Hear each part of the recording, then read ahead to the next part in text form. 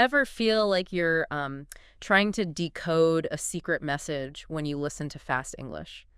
Like in movies or maybe, in a real conversation. Oh, absolutely. It can just sound like gibberish, right? A total blur. Exactly. Like everyone's talking a mile a minute and you're just left feeling completely lost. It's a really common frustration for language learners. Mm-hmm. It really is. Well, if that sounds familiar, you are definitely in the right place today. We're doing a deep dive into this 4-step method that one of our listeners actually shared. It's designed specifically to help cut through that noise. Right, to improve your ability to actually understand English when it's spoken quickly, naturally. Yeah. So we're going to unpack each of these 4 steps. There's initial exposure, then slowing things down. Active listening and transcription. Right. And finally, comparison and analysis. We'll show how this structured approach can really help tackle what feels like a huge challenge. It's like having a toolkit, really, for unlocking those fast conversations. It's a solid framework, moving beyond just passively hearing things.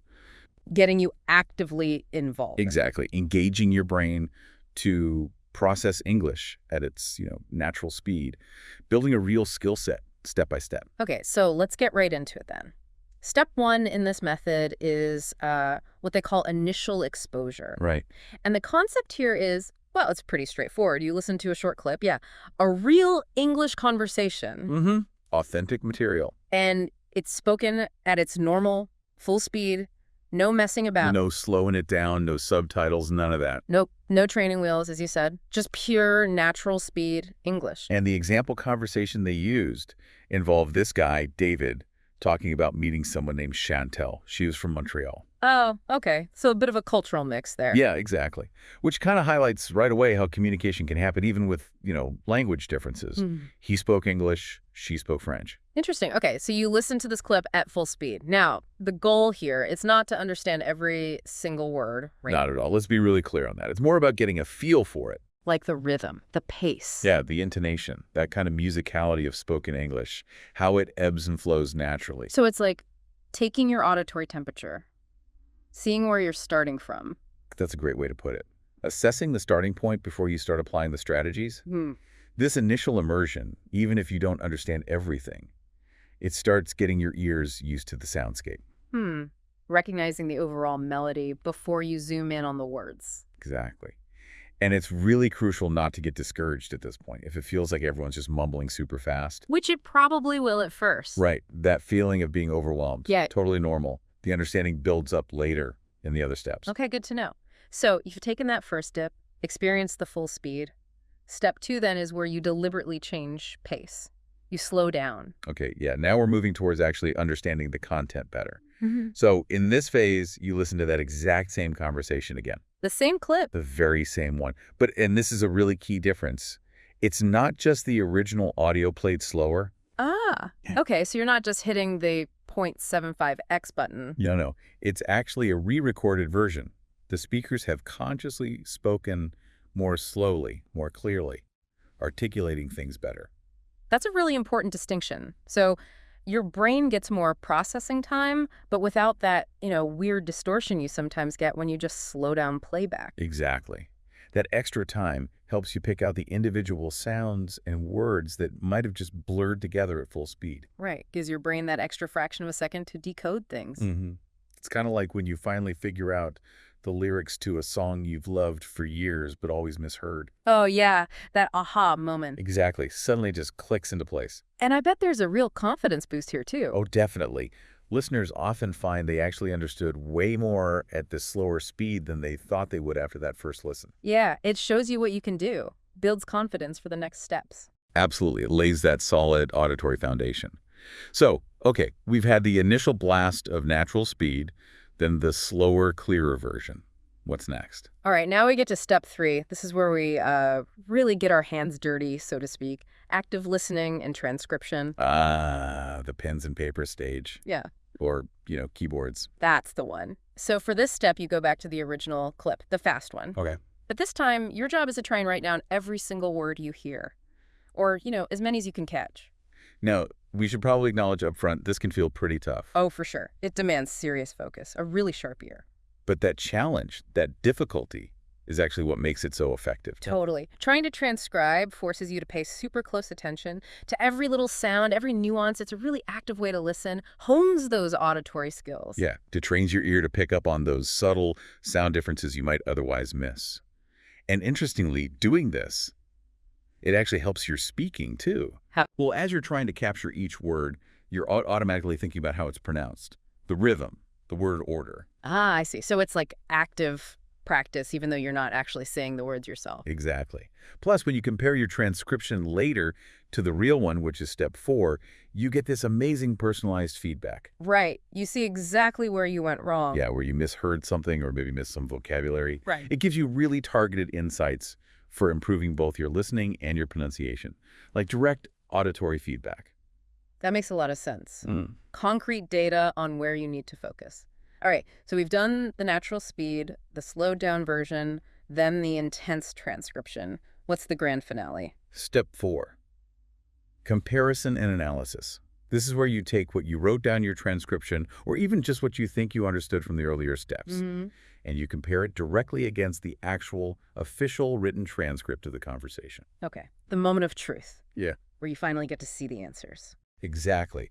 And this comparison stage, this is often where those big aha moments happen. Right. You see precisely what you got right and exactly where things went off track. Yeah, you can pinpoint the exact words or phrases you missed or maybe misheard. And more importantly, you can start thinking about why you missed them. Like, was it vocabulary I didn't know, or was it a sound I'm not used to hearing? Precisely. Understanding those reasons helps you focus your future learning much more effectively. Makes sense. And, listeners are often really surprised at this stage by how much they actually did understand, even if it didn't feel like it earlier. That's encouraging. It shows you're making progress, even if it feels slow. Right. It reinforces that you are getting better. Yeah. So this whole 4-step thing, it's fundamentally about actively training your ear and your brain. Yeah, training them to handle English spoken at its natural speed. It's moving beyond just hearing the language to actually engaging with it actively. And this structured approach, it's helpful for learners at pretty much any level. Even advanced learners could probably benefit from this kind of focused practice, right? Sharpening those skills. Absolutely. Now, something else the material we looked at really emphasizes is the role of vocabulary. Ah, yeah. Crucial point. You can have great listening skills, but if you don't know the words. Exactly. Comprehension hits a wall. So to kind of illustrate this, the source material picks out 3 specific phrases from that David and Chantel conversation. Right. The first one is to not matter. It's pretty common, but in fast speech, it can get sort of squished together phonetically. Yeah, you might hear it almost like one word, like to not matter. The T in not kind of blends into the M. And in that conversation, David said it didn't matter that he didn't speak French and she didn't speak English. Okay, so in that context, to not matter means what? It wasn't important, didn't stop them. Exactly. It wasn't important. It wasn't an obstacle to them communicating. Got it. The material also gave another example, right? Like, it doesn't matter if you make mistakes, just keep practicing. Yeah, same idea. Something is inconsequential. Okay, what was the next phase? The second one was a phrasal verb, to come down.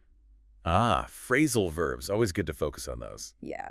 So in the chat, it mentioned Chantel and her friend had come down from Montreal to Florida. Right, so come down here. Come and down together create a specific meaning. And in this geographical sense, to come down means traveling south, right? Spot on, Hey. because Montreal is way up north compared to Florida. Makes sense. And the other example they gave was, my cousins are coming down from New York for the holidays, implying the speaker is south of New York. Exactly. It emphasizes that direction. Okay. And the final vocabulary highlight. That was another phrasal verb, to end up. Ah, yes. Very useful one. And to end up generally means you arrive at some situation or result, often one you didn't really plan for, maybe unexpected. Yeah, there's often a sense of surprise or lack of planning involved. Like in the conversation, David said Chantel ended up living with him for 7 months. Which probably wasn't the plan when they first met on the beach. Unlikely. And the other example they used was, we got lost, but we ended up finding a cute little cafe. Again, that unexpected twist. Right, so these vocabulary examples really show that understanding spoken English isn't just about single words. It's about grasping these common phrases, these phrasal verbs, and how they work in context. Absolutely crucial. So, just to quickly recap the main points here. Yeah. We've got this four-step method for understanding fast English. Initial exposure, slowing down, active listening and transcription, and comparison analysis. Right. And we've also stressed how vital vocabulary is. You can't listen effectively if you don't know the words. Makes sense. Now, the source material also mentions something called the 150-day listening challenge. Sounds intense. It does, yeah. Yeah. Basically, it's a structured program. The idea is you commit 15 minutes every single day for 150 days straight. Wow. Just listening to short, real English conversations, like a daily dose of practice. 15 minutes isn't too bad, but 150 days, that's commitment. It is. And the material pointed out that it features over 50 different native speakers. So you get exposed to loads of different accents, different ways of talking. Which is super important for understanding people in the real world, right? English isn't just one accent. Exactly. You need to train your ear for that variety. So what's the payoff? What do they claim happens after 150 days? Well, the claim is a pretty big improvement, being able to understand English, movies, TV, real conversations much more easily. That would be huge for a lot of learners. Now, there was a special offer mentioned, too. Yeah, there was a limited time deal, discounted price, lifetime access to the whole program, but it had an end date Friday, March 21st. Ah, okay, so that specific offer might be gone by the time people hear this. But hopefully, if it sounded good, some listeners caught it. Hopefully. But even if you missed that specific deal, the core idea, that consistent daily listening practice, that's still incredibly valuable advice for anyone. Oh, absolutely. Consistency is everything in language learning. Totally. Now, speaking of valuable things, we also put together a free resource to help people get started with that four-step method we talked about. Oh, right. The PDF worksheet. Tell us about that. Yeah, it's totally free to download, and it's packed with useful stuff. It's got, like, detailed tips on how to do each of the four steps, Okay. a practice worksheet you can actually use, and the full transcript of that David and Chantel conversation we keep mentioning. Basically, everything you need to start trying this method out. Nice. That sounds really helpful. How do people get it? Super simple. Just click the link. It'll be in the show notes for this deep dive. You pop in your name and email. Easy peasy. Exactly. We send the worksheet right over. Great. And there's a bonus, too. If you sign up for the worksheet, you also get weekly free PDF worksheets with more tips, more exercises, just ongoing support. Oh, fantastic. So it's like a continuous resource. Definitely worth checking out then. We think so. Okay, so as we kind of start to wrap up this section, let's circle back to the main theme. Understanding fast English. It's tough, yeah, but it's doable. Absolutely. It's achievable. With the right methods, like the one we discussed, and consistent effort. That four-step approach is a really great starting point. So here's a thought for you, our listener. Think back. Try to pinpoint a time when you really struggled with fast English. Maybe it was a movie scene, a podcast, or just chatting with a native speaker. We've all been there, feeling left behind. Now imagine applying the techniques we talked about today. That initial exposure, the slowing down for clarity, the intense focus of transcription, the analysis.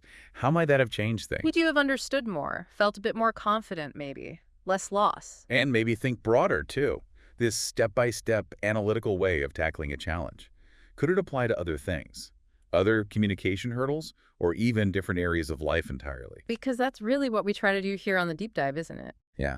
Taking these deep dives, breaking things down, helping people make sense of it all, providing strategies you can actually use. Exactly. Strategies to help navigate those fast English conversations. And the source material we've been digging into today, it comes from a resource that's, totally focused on this exact topic. Mastering Fast English, it's their whole thing. Really good stuff. Yeah, very focused. So that first step we mentioned earlier, initial exposure. The key idea, again, is listening to a real conversation clip at natural speed. But, and this is important, with no visual help at all. Right. No subtitles, no transcript scrolling by, just your ears and the sound. And the big goal isn't decoding every word, right? It's tuning in. Tuning into the rhythm, the speed, the intonation, that musical quality we talked about, how native speakers actually sound in real time. Yeah, that rise and fall of the voice, the intonation, it carries so much meaning beyond just the words themselves. Emotion, questions, emphasis. Definitely. So to give you a better sense of this, we're actually going to play a very short audio clip.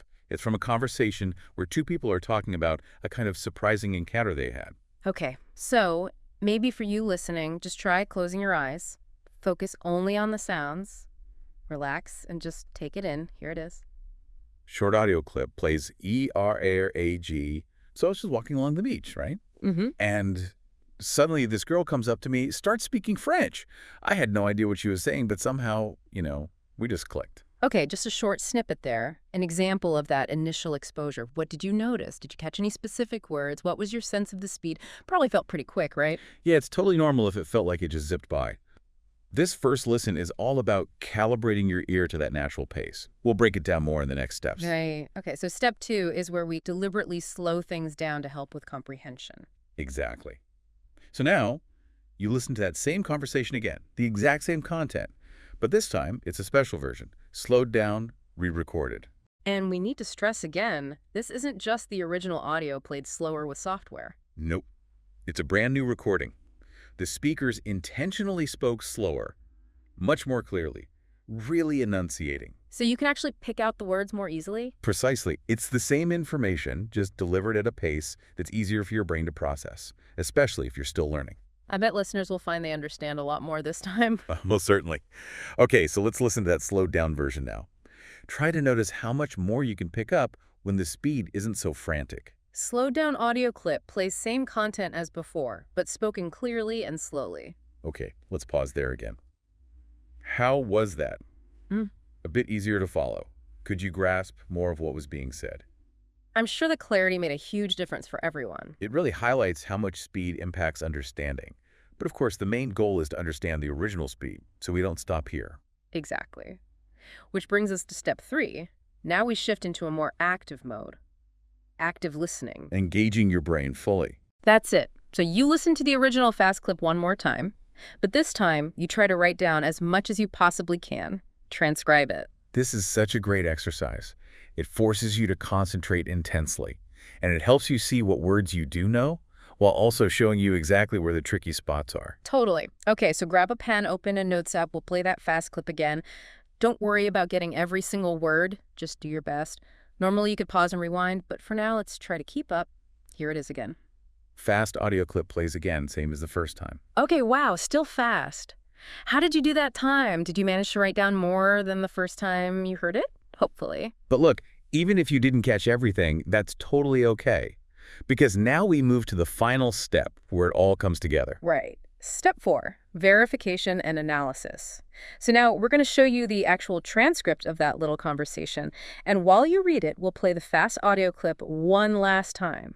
You can follow along, check your own transcription, see all the words. This is where you really pinpoint what you got right, what you might have misheard, and maybe spot some new vocabulary or phrases you didn't recognize before. Okay, so here's the transcript on screen for those watching, or just listen closely. We'll play the audio again. Compare what you thought you heard with the actual words. This is where the real learning happens. Fast audio clip plays again, perhaps with transcript visible if applicable to the format. Okay, and that wraps up the 4 steps for this specific clip. You've now really engaged with this short conversation from multiple angles. Yeah, you should have a much clearer understanding now. Just to quickly check that, where was Chantel from again? She was from Montreal. Okay, question 2. Where did David and Chantel first meet? They met on the beach. All right, question 3. Did they speak the same language? No, they didn't. He spoke English, she spoke French. Which is pretty amazing. They still connected, really. It really is. Shows communication is more than just words. Okay, final question. How long did Chantel end up living with David? It was 7 months. Quite the unexpected outcome from a chance meeting on the beach with a language barrier. Life's funny. It certainly is. Okay, so now that we've got the story, let's quickly revisit those specific phrases from their chat that are good for learners. Good idea. First one was to not matter. In the clip, we heard didn't matter. What's the basic meaning again? It just means something wasn't important or it was inconsequential. Like, it doesn't matter if you're late, we haven't started yet. No significance. Got it. Okay, next phrase. The phrasal verb to come down. Chantal had come down from Montreal. What does that tell us? In that geographical context, it means traveling from north to south. So you'd say they came down from Canada to Mexico, for example. Direction of travel. Understood. Southward travel. And the last phrase. The other phrasal verb, to end up. David said Chantal ended up living with him. What does that suggest? It suggests arriving at a situation or result that wasn't really planned or expected. Like there's an element of surprise. Living together for 7 months wasn't the obvious outcome of that first meeting. Exactly. Often implies an unplanned conclusion.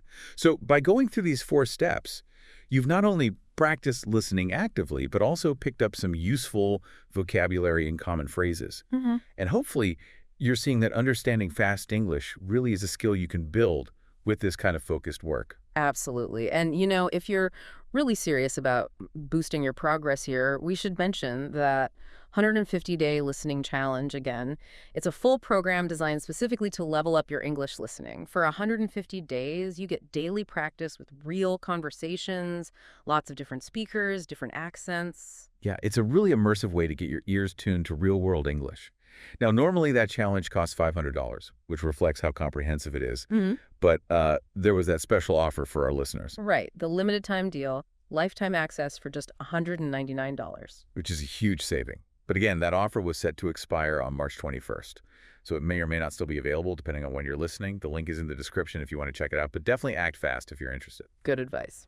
But hey, for everyone listening today, regardless of the challenge, we still have that free resource. Yes. The free PDF worksheet. Don't forget about that. It covers everything from the 4-step method, the tips, a practice sheet, the transcript of the David and Chantel story. So you can review it all and start practicing right away. To grab it, just click the link in the description, enter your name and email, and boom, it's yours. And signing up also gets you those free weekly PDF worksheets sent to your inbox.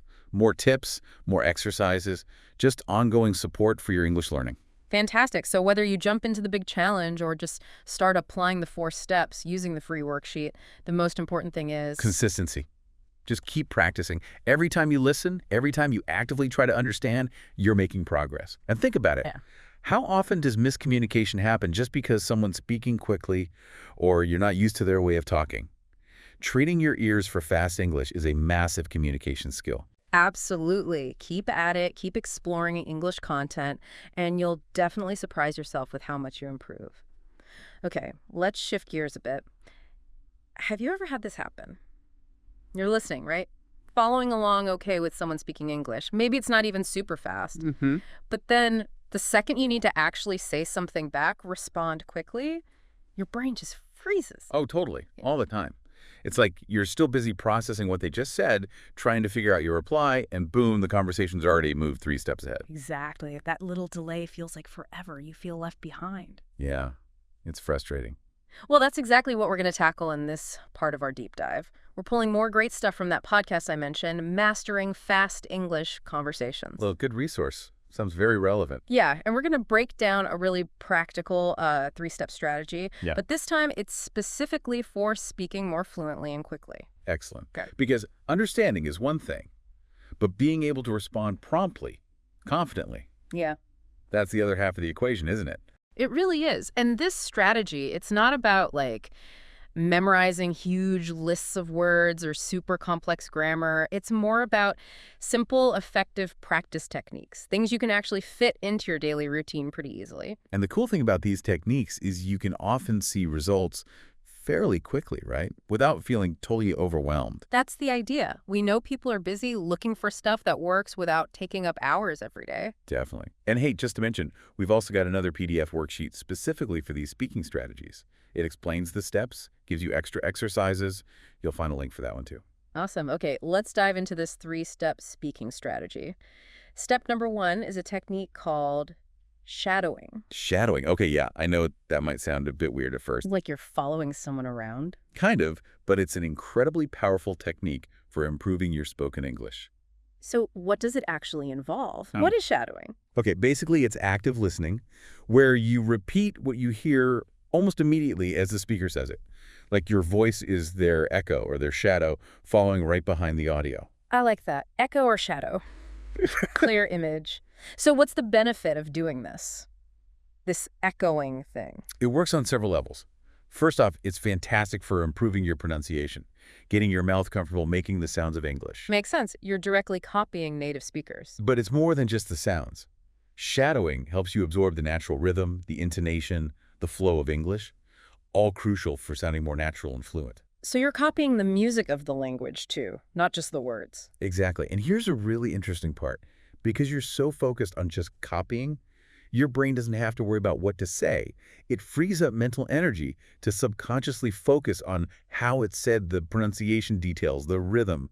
It's like your mouth and ears are learning together, bypassing the content creation part. Huh. That's fascinating. Focusing purely on the delivery mechanics. Okay, let's try a quick shadowing exercise right now. I'll say a sentence, and you listening, try to repeat it right after me as closely as you can. Ready? The quick brown fox jumps over the lazy dog. Okay, now after hearing that, say it out loud yourself. Try to match my pronunciation and rhythm. Go ahead. Pause for listener response. Excellent. Even just doing that once, you can start to feel that connection between hearing and speaking.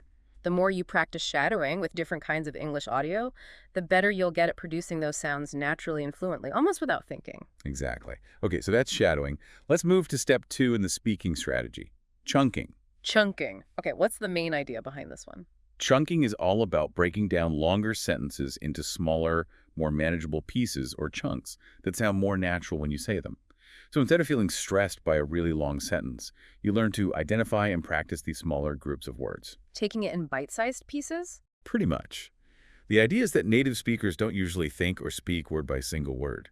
We tend to think and talk in these natural groups of words that often go together. Like little pre-made language blocks. That's a great analogy. Like Lego blocks. These chunks, sometimes called lexical chunks or collocations, are just words that frequently hang out together. Learning to spot them and use them is key to sounding more fluent and natural. You start speaking more like a native speaker, less like you're translating word for word in your head. That makes total sense. Learning the common patterns. Okay, let's try a chunking exercise. Here's a sentence. Even though the weather was terrible yesterday, we still decided to go for a picnic. Right. Bit of a longer one. Let's break it down. First chunk, repeat after me.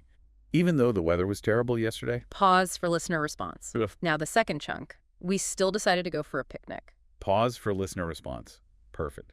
See how breaking it into 2 feels less intimidating. Definitely more manageable. Let's do one more. How about, if you have any questions, please don't hesitate to ask me at the end. Okay, chunking that. First part. If you have any questions, please don't hesitate to ask. Pause for listener response. And the second chunk. Mm-hmm. Me at the end. Pause for listener response. Excellent. I can really see how practicing these smaller, natural groups would make your speaking feel much smoother over time. Absolutely. Yeah. And when you consistently practice speaking in these natural chunks, your overall speech just becomes more fluent. It gets a better rhythm. You're training your mouth and brain to work together using these familiar patterns. Okay, makes sense. Now, the third and final step in this speaking strategy, response drills. Response drills. Mm. Okay, this technique is specifically designed to help you practice giving quick, almost automatic answers to common questions you hear in conversations. The goal is to cut down on those hesitations, those awkward pauses. So it's about building speed and automaticity in your replies. Exactly. Like a musician practicing scales over and over until they don't even have to think about it. You're building that same kind of automatic muscle memory for speaking. And it's important to remember, the goal here isn't perfect grammar every single time, is it? It's more about the fluency, the natural flow. Absolutely. Making small mistakes is okay in these drills. The main thing is getting the response out quickly and naturally. Fluency first, perfect grammar maybe second, especially in these practice drills. Good reminder. Okay, let's try a couple of response drills with common questions. First one, imagine someone asks you, what's your favorite kind of food? Just think of your answer quickly and say it out loud. Aim for speed and naturalness. Pause for listener response. Good. Okay, here's another one. What did you do this past weekend? Again, quick, natural answer out loud. Pause for listener response. Excellent. And the idea is, as you practice answering these kinds of everyday questions quickly, you'll start to hesitate less in real conversations. Speaking will feel smoother, more comfortable, because your brain is getting trained to respond more automatically. Precisely. Okay, quick recap then of the 3 speaking steps. First, shadowing, echoing the speaker to improve pronunciation and fluency. Second, chunking, breaking sentences into natural phrases for smoother, more native-like sound. And third, response drills, practicing quick answers to common questions to reduce hesitation and build confidence. Exactly. And like we keep saying, consistent practice is the key. Even just a few minutes each day on these exercises can really add up and make a noticeable difference in your spoken English. And don't forget that free PDF worksheet for extra practice on all 3 steps. Indeed. Now, for people who are really serious about taking their speaking skills to the next level, the material also mentioned another program, the 150-Day Speaking Challenge. Ah, I saw that. Sounded pretty intensive. It was Yeah. really comprehensive. Daily training, real conversation practice, specific activities, and even personalized feedback from experienced native English teachers. Wow, that feedback part sounds incredibly useful. What was the cost on that one? Well, the usual price was $500, but again, there was that limited time offer, $199 for lifetime access. Another great deal. But again, that specific offer probably ended back on March 21st. Most likely, yes, Mm-hmm. unfortunately. But the main techniques we've just talked about, shadowing, chunking, response drills, those are things anyone can start doing right now, today, for free, regardless of that specific challenge program. And the free worksheet we mentioned gives you plenty to get started with. Absolutely.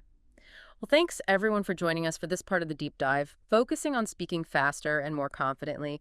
We really hope you'll give these 3 steps a try. Even just a few minutes a day consistently can make a huge difference to your fluency and how comfortable you feel speaking English. Remember, learning a language is a journey. Keep practicing, keep experimenting, and you will see amazing results. Absolutely. And, there's so much great advice out there on this. We've looked at a ton of material. We really have. So what we want to do now is kind of synthesize all that, boil it down. What are the absolute keys to unlocking that natural, native-like sound when you speak English? And based on everything we've reviewed, it really seems to come down to 3 main areas to focus on. Okay, 3 key areas. I'm ready. What are they? All right, number 1, and this is huge. Intonation. You really have to pay attention to the music, the melody of your speech. Intonation. Okay. I think most learners know they shouldn't sound like a robot, right? Not monotone. But maybe we can dig a bit deeper into what that really means. Definitely. Intonation is all about the rise and fall of your voice as you speak.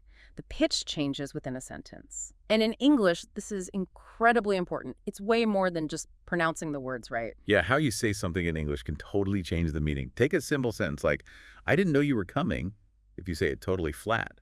I didn't know you were coming. Yeah, it sounds a bit robotic. Or maybe uninterested. Exactly. Yeah. But now, try it with a little lift, a little emphasis on no and coming. Like, I didn't know you were coming. Suddenly, it sounds surprised, like, oh, wow, this is unexpected. Much more natural, much more expressive. I can totally hear that difference. It adds the emotion, the context, and it's not just statements, right? Questions, too. Like, are you serious? Spot on. If you say, are you serious? Flat. It barely sounds like a question. But add that little upward flick at the end, are you serious? And it's clearly a question you're genuinely asking. Got it. So these little ups and downs in pitch carry a lot of meaning. A huge amount. Paying attention to them makes a massive difference. And the first step is just awareness. Really listen to how native speakers talk. Notice how their voices move. Then start consciously trying to copy that in your own speech. Okay, intonation is key number 1. What's the second crucial element for sounding more natural? The second key is linking. How we connect sounds together when we speak. Linking, right. This is often what makes fast speech sound so smooth, like the words just flow into each other. That's exactly it. In natural spoken English, we rarely say each word perfectly separately. The sounds tend to blend together. Ah, so that's a big reason why native speakers can sound so fast sometimes. It's not just the speed of the words, but how they connect. Precisely. It's about creating that smooth, connected stream of sound. Take a common question like, what are you doing? If you said each word clearly, what are you doing? It would sound really unnatural in a normal conversation. Yeah, very stiff. Instead, we usually say something more like, what you doing? Yeah. Or what you doing? See how the T, when one blends with the R or you, often becomes ya. It flows together. I can definitely hear that blend, makes it much smoother. Another example is maybe, I don't know, saying each word separately sounds a bit formal. Right. But we often hear it as, I don't know, the don't and no just merge. So becoming aware of this linking is really important for understanding and for sounding more natural yourself. Absolutely. That's- Listen for it and then try doing it. Experiment. It might feel a bit weird at first trying to blend sounds, but practice makes it feel more natural over time. Practice, practice, practice. Okay, ready for key number 3 to sounding more native. Let's hear it. What's the third key? This one is about using natural expressions. Natural expressions. Okay, what exactly do we mean by a natural expression here? Well, it means using the kinds of phrases and idioms that native speakers use all the time in everyday chat. These expressions might not always make literal sense if you just look at the words individually. Ah, like idioms, which you mentioned. Exactly. Idioms are a perfect example. Using them correctly adds a lot of color and authenticity to your English. Makes you sound much more fluent and, well, natural. Can you give us a couple of examples of these common natural expressions? Sure. One that's super common and useful is "it's up to you," which just means you decide. Simple, direct. Another good one is "no worries." You hear this all the time instead of "it's okay" or "don't worry about it." It sounds really casual and friendly. Right. So it's about moving beyond just correct grammar and vocabulary and actually using these real-world phrases. That's the core of it, capturing how English is actually spoken. So how can learners get better at using these? Well, the best way is immersion. Listen as much as you can. Watch movies, TV shows, listen to podcasts, whatever you enjoy. Pay attention to the phrases people use. Definitely. Maybe keep a little notebook or use an app. Jot down phrases that sound interesting or useful. And this is the crucial part. Try using them. Don't be afraid to make mistakes. That's how you learn. So to recap those three keys: intonation, the music; linking, connecting sounds smoothly; and natural expressions, using everyday phrases and idioms. Exactly. And these three things work together to create that natural, native-like flow when you speak. So what's the big takeaway here for listeners? Start paying attention. Notice these things in your own speech. Maybe record yourself. Are you using intonation? Are you linking sounds? Are you trying out natural expressions? And just practice consciously. Couldn't agree more. The more you practice these things, the more automatic they'll become. And you really will start sounding more like a native speaker. And, there's something really satisfying about it. It's not just about sounding good. It's about understanding and connecting with the rhythm and music of the language itself. Absolutely. Connecting on a deeper level. It's like learning to, dance with the language. Exactly. And when you can dance with it, you can express yourself more authentically, more engagingly, and you might even find you enjoy it more than you expected. Now, building on those keys, there are a few more specific things, almost like a cheat sheet you can use to sound even more natural. Ooh, a cheat sheet for sounding native. I like that. What's on it? Yeah, these are 3 more specific techniques that can really polish your spoken English, make it sound more fluid, more confident. They are contractions, stress patterns, and fillers. Contractions, stress patterns, fillers. Okay, these sound like maybe smaller details, but I bet they make a big difference collectively. They really do. And hey, quick reminder, we've got that free PDF worksheet covering these too, with examples and extra practice. Links in the description, just pop in your email. Okay, let's start with contractions. Contractions, right? Most learners know the basics, like don't for do not, isn't for is not. Exactly. But using them consistently and using a wider range of them really helps your fluency. Let's talk about why native speakers use them so much. They're basically shortened forms of words or pairs of words. We use them constantly because they make speech flow better, sound more natural, like it's instead of it is, we, instead of we have. We often do it without even thinking. It's just how we talk. Right, it's about efficiency and that natural rhythm. Mm-hmm. So let's do a quick practice. If you were going to say, I am going to the store, grammatically fine, but sounds a bit stiff. Yeah, a bit formal for everyday chat. So what's the more natural way? You usually say, I'm going to the store, see how much smoother I'm is. Much smoother. Okay, another one. He will be there soon. How would we contract that naturally? You'd say, he'll be there soon. Okay, listen and try saying it. He'll be there soon. Perfect. Got it. Okay, moving on to technique number 2 on the cheat sheet. Stress patterns. Ah, stress patterns.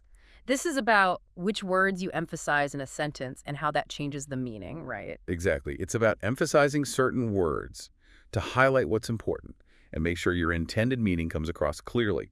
It's not just pronouncing words correctly, but stressing the right words. Let's use that classic example. I didn't say she took my pen. Listen to how the meaning shifts when we stress different words. Okay, first stressed I. I didn't say she took my pen. What does that imply? It implies someone else said it, but not me. The focus is on who didn't say it. Okay. Now stress didn't. I didn't say she took my pen. Now it's a strong denial. You're emphasizing that you absolutely did not say that. Total denial. Right. And what if we stress took? I didn't say she took my pen. Now you're implying, well, maybe she borrowed it or found it, but the specific word you didn't use was took. Wow. The same words, but the emphasis completely changes the nuance. It's powerful. It really is. And it's a vital part of sounding natural, something learners might overlook. Yeah, getting it wrong can make you sound a bit off or even lead to misunderstandings. I remember a student who always stressed the wrong syllable in comfortable instead of comfortable, small thing, but it sounded awkward. Perfect example. Mm-hmm. Subtle, but important. Okay, let's practice. I'll say the sentence. I didn't say she took my pen with natural stress. You repeat it. Try to copy the emphasis. It's okay. I didn't say she took my pen. Good. I didn't say she took my pen. Now try saying it again, but this time stress a different word each time you say I'll it. say she took my pen. I didn't say she took my pen. I didn't say she took my pen. Excellent. You're getting the hang of it. Look Yeah. how much meaning is in the stress. Okay, let's hit the third and final technique on our cheat sheet. Fillers. Ah, fillers, the little ums and uhs and you knows that we sprinkle into conversation. Exactly. They might seem like, little throwaway words, but they actually play a huge role in making conversation sound natural. They're pretty essential, actually. Really? Why are they so important? Well, fillers are those little words and sounds we use to bridge our thoughts, basically, to give ourselves a tiny bit of thinking time while we're talking. Things like, well, so, right. They help smooth out the conversation, make it less abrupt, less robotic. We use them constantly, often without even realizing it. So they're like conversational WD-40, keep things moving smoothly, and buy you a split second to think. That's a good way to put it. Imagine someone asks you a tricky question. Instead of just dead silence while you think, you might say, or, well. It just signals you're processing, and it keeps the connection going. Makes the interaction feel more human, less like an interrogation. Exactly. So let's take a simple sentence. I need more time to think about it. How could we make that sound more natural using fillers? You might say, I need like a little more time to think about it. Or maybe, well, I probably need some more time to think about it. Perfect examples. Those little fillers just soften it, make it sound much more like natural speech. Okay, listen and repeat after me. I need like a little more time to think about it. I need like a little more time to think about it. Nice. You can hear how much more natural that sounds. Okay, so quick recap of our cheat sheet techniques. Contractions, using shortened forms, stress patterns, emphasizing the right words for meaning, and fillers, using those little sounds and words to connect thoughts and pause naturally. Even these seemingly small things add up to make a big difference in how natural you sound. Absolutely. It's all those little nuances that create that authentic, fluent feel. Now, speaking of flow, another really key aspect of natural spoken English is how we blend words together, right? Ah, yes, connected speech, super important. It's a major difference between how English looks written down and how it actually sounds when spoken naturally. Yeah, like the question, what do you want to do? When people say it fast, it often sounds more like, what I want to do. Exactly. The separate words just kind of melt together. It's much more efficient for speaking. It is, and it's something learners often struggle with, both understanding it and doing it. Another classic example is, did you eat? Which often becomes just jeet. Right. Try saying both of those out loud now. Did you eat? Yeah, Versus jeet. You can feel the difference in the flow, the effort. definitely. The second one is much more connected, and closely related to connected speech are reductions, yeah. Yes, reductions are another way we make spoken language more efficient, shortening common phrases. We touched on this earlier with things like going to becoming gonna and want to becoming wanna. These are everywhere in everyday speech. Let's give listeners another quick practice. Instead of saying the full, I am going to call you later, try the reduced form. I'm going to call you later. Hear that smoother flow? Now you try it. And similarly, instead of do you want to go, try the reduction. Do you want to go? Do you want to go versus do you want to go? Yeah, it really changes the rhythm. And finally, we should just quickly revisit intonation again, because it's so crucial for signaling meaning, Wow. especially with questions versus statements. Absolutely. Remember, intonation is the melody. For yes-no questions, the voice usually goes up at the end. Listen, are you ready? Hear that lift. Now you try. Are you ready? Perfect. And for statements, the voice usually goes down at the end. Listen, I'm ready. Hear the drop. Now you try. I'm ready. See? Same words, totally different meaning conveyed just by the intonation. The power of the melody. It's huge. Okay, quick recap of these extra elements then. Connected speech, blending words, reductions, shortening phrases like gonna and wanna, and intonation, the melody that signals questions or statements. Getting these down will make your spoken English sound way more conversational and natural. Okay, so let's bring our focus back now to that initial problem we discussed. Yeah. Actually understanding those fast English conversations. It's where a lot of learners feel really overwhelmed, like they're missing out. Yeah, that feeling of just trying to keep your head above water, deciphering this rapid stream of sound. It's tough. It really is. And it's not just about hearing the words. It's about grasping the meaning quickly, understanding the nuances, the whole message, not just bits and pieces. And that's exactly what we want to give you strategies for now. How to navigate that fast English and actually improve your comprehension. We've pulled out 3 key areas from the material that can make a real difference. Yeah, these are really practical things you can start working on. The first is about prediction, using your brain to anticipate what's likely coming next. The second is about boosting your reaction speed, processing what you hear faster. And the third is actively training your ears to get better at catching the details in fast speech, developing those listening muscles. Okay, let's break down that first one, prediction. Now, when we say prediction and listening, we don't just mean randomly guessing, right? No, not at all. It's actually a pretty sophisticated skill that good listeners use all the time, often without even realizing it.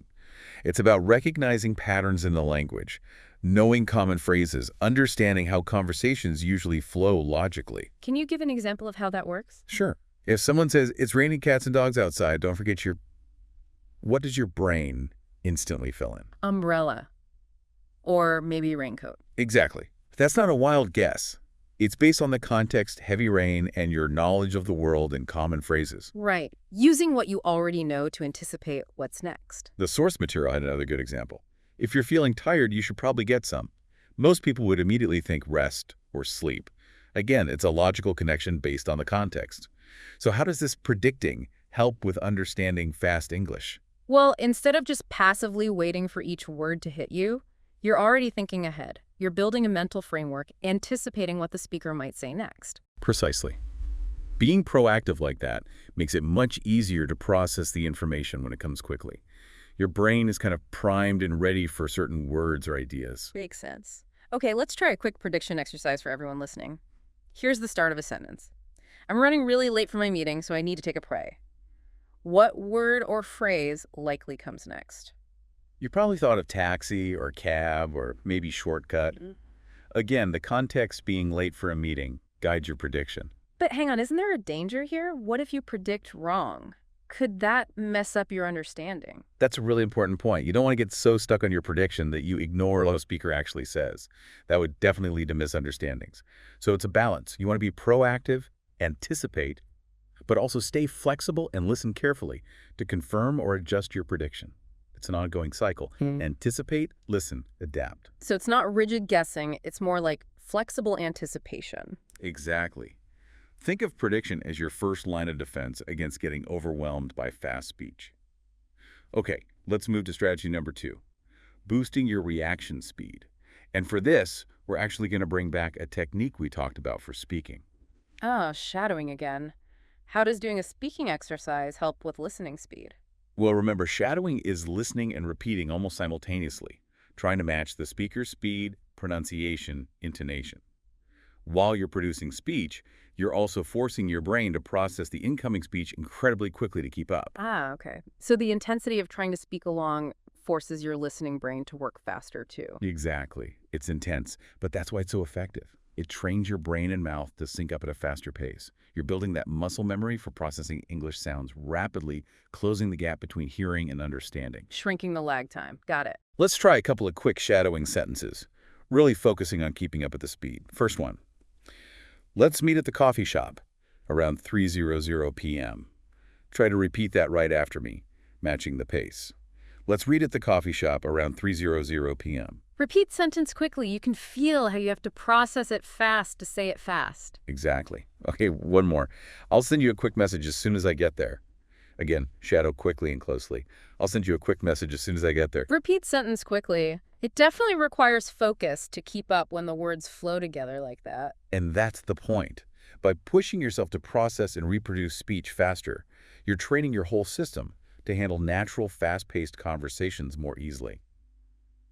Okay, third strategy for tackling fast English. Ear training. Ear training. Sounds logical, but what does that specifically mean in this context? Well, often when you listen to fast English, especially accents you're not used to, it can feel like you're just hearing sounds, not distinct words, right? Yeah, definitely. Like the sounds haven't quite resolved into meaning yet. That's often because your ears aren't yet familiar with the specific ways sounds connect, or the rhythm and sounds of different accents. Think about how different maybe Australian English sounds from Scottish English. Very different. Right. So, the solution is targeted exposure. You need to consciously expose yourself to as much variety as possible. Listen to different podcasts, watch movies with actors from different English-speaking regions, find diverse audio sources. So deliberately seeking out different sounds and accents, broadening your auditory experience. Exactly. The more variety you hear, the more attuned your ears become. It's like learning any new skill. You need immersion in the actual sounds. Initially, just aim for the gist, the main idea. Don't stress about catching every word. The details will become clearer over time as your ear adapts. So patience and consistent exposure are key. Absolutely. And the material offered a really practical tip here, especially for beginners. Try slowing down the playback speed slightly when you encounter really fast speech or a difficult accent. Use the controls on your player. Ah, the 0.75x button again. But use strategically this time. Right. It lets you hear the individual words and connections more clearly at first. Then, as you get more comfortable, you gradually increase the speed back to normal. It's like training wheels for your ears. And again, consistency makes all the difference. Even short, regular exposure adds up. Okay, so let's quickly recap these 3 strategies for mastering fast English listening. Prediction, using context to anticipate. Shadowing, mimicking to boost reaction speed. And ear training, exposing yourself to diverse accents and styles. These are all active ways to take control of your listening practice. Exactly. We really encourage you to try consciously using these strategies the next time you're listening to English. Yeah. Notice how they impact your understanding. It might feel challenging at first, but stick with it. Practice will make it easier, and soon you'll find yourself understanding those fast conversations much more comfortably. Feeling present, not lost. Now, that listener material you shared from the Mastering Fast English Conversations podcast, it really drills down into some very specific practical tips. It's obvious you're really focused on improving how you understand fast English, a hurdle so many learners face. So what we want to do now is pull out the absolute most useful, actionable techniques from that resource. Things you can start doing today to feel more confident and less, underwater in those quick chats. Sounds good. Yeah, the podcast laid out 3 main strategies that seem really core to their approach. Right? And these are really fundamental for listening effectively when things get speedy. First, the power of active listening, really engaging, not just hearing. Second, getting good at recognizing speech reductions, those little shortcuts native speakers take. And third, the huge value of practicing consistently with real, authentic English content. They might sound simple on the surface, but when you actually apply them consciously and regularly, they can make a massive difference in cracking fast English. So, let's dig into that first one. Active listening. Now, active listening, as we said, is more than just letting sound waves hit your ears. It means really concentrating, focusing on understanding the main message, the important stuff. Right, like the difference between just skimming an article versus reading it carefully for comprehension. Exactly. Or like hearing music vaguely from another room versus putting on headphones and really focusing on the lyrics. Yeah. And the podcast you shared had a really neat practical tip for shifting into this active listening mode. Yeah, I like this one. They suggested asking yourself a specific question right after you hear someone speak a sentence or two. What is the main idea? Precisely. Just asking that simple question forces your brain to engage, to process what you just heard, and to pull out the central point instead of just letting the words flow past unprocessed. And they gave some good examples, like imagine you hear, I had a really long day at work, so I decided to treat myself to some ice cream on the way home. Now, instead of getting lost in the details of the long day or the ice cream flavor, you just ask, what's the main idea? And the core message, like the podcast pointed out, is basically, speaker had a tough day, got ice cream as a reward, boom, you've got the essence. It's about grabbing that key takeaway. Exactly. Here's the other example they used. She missed her flight because of traffic, but luckily she was able to book another one an hour later. Again, don't worry about the traffic details or the exact flight times. Just ask. Main idea. And the main point is, missed flight, but got a later one. Simple. You understand the situation. So for you listening, this is something you can actively do. When you hear someone speaking English, especially if it's fast, just mentally pause for a second and ask, okay, what was the main point there? And it's a skill, right? It gets easier and more automatic the more you practice it. It helps you cut through the clutter, find the core message, and stops you from feeling overwhelmed because you didn't catch every single word. Absolutely. Which leads perfectly into the second key strategy for the material, recognizing speech reductions. Now, we've touched on this, but native speakers do this constantly shortening words and phrases when speaking quickly. Like little verbal shortcuts for efficiency. Exactly. Often happens totally subconsciously. The podcast Highlighted some super common examples you hear all the time. Yeah, like what do you want? Squishing down to what do you want? Multiple words just blend together, sounds disappear. Or, I'm gonna go, becoming that much quicker, I'm gonna go. These little phonetic changes can make a huge difference to your understanding if you're trying to follow fast speech and you're not expecting them. Because your brain is listening for the full version it learned. Exactly. It hears the reduced form, it gets thrown off. But the good news, as the podcast pointed out, is that these reductions usually follow predictable patterns. Once you start recognizing the common patterns, understanding gets way easier. They give some practice examples too. Let's look at those. If someone says, "Gimme a sec," what's the full phrase they actually mean? That's short for give me a second. Notice give me becomes gimme, and a second shortens to a sec. Right. It's like learning the shorthand version of the language. Here's the other podcast example. Let me know if you need help. What's the full version? That would be, "Let me know if you need help," with "let me," reducing to "let me." Spotting these common contractions and blends is just crucial for understanding faster speech. It's not about memorizing every single possibility, but getting familiar with the most frequent ones. It's like learning the main roads in a city. Once you know those, getting around is much easier, even if you don't know every single side street. Great analogy. Okay, which brings us nicely to the third and final key strategy from the podcast material, practicing consistently with real-world English content. This is where you put the active listening and the reduction recognition skills to work in a more immersive way. Exactly. It's like learning guitar. You can practice scales all day, but you really improve when you start playing actual songs. The podcast recommended great sources like movies, TV shows, other podcasts, things you actually enjoy. Because they expose you to natural, often unscripted English, the way people really talk. And they outlined a really clear 3-step practice challenge for using this real-world content effectively. Yeah, step 1, just listen. First time through, no subtitles, no transcript. Just try to get a feel for the rhythm, the flow, the speed, the intonation. Notice those reductions, but don't stress about understanding every word. Just absorb the overall sound. Step 2, listen again, but this time with subtitles or a transcript. Now you connect the sounds to the written words. This clarifies the tricky parts, lets you see the reductions written out, helps with new vocabulary. It's like having the map while you explore the territory. And step 3 gets you even more active. Try repeating parts of what you hear out loud. Mimic the speaker. This actively engages your pronunciation, helps you copy the natural flow and intonation. You move from passive listening to active production, which really strengthens everything: comprehension, pronunciation, fluency. You start to internalize the rhythms. Exactly. The 3 steps build beautifully, get the feel, then decode with text, then actively produce it yourself. And the key is finding content you genuinely like, so the practice doesn't feel like a chore. So, final quick recap of these key takeaways from the podcast material. Active listening, focus on the main idea, recognizing speech reductions, spotting those common shortcuts, and practicing with real-world content, using that 3-step listen, listen with text, repeat process. These are all things you can start doing right now. And remember, consistency is the name of the game. The more you consciously practice these techniques, the more second nature they'll become, and the better you'll get at understanding those fast English conversations. You really will notice a difference. Absolutely. So here's a final thought to ponder as we close out this deep dive.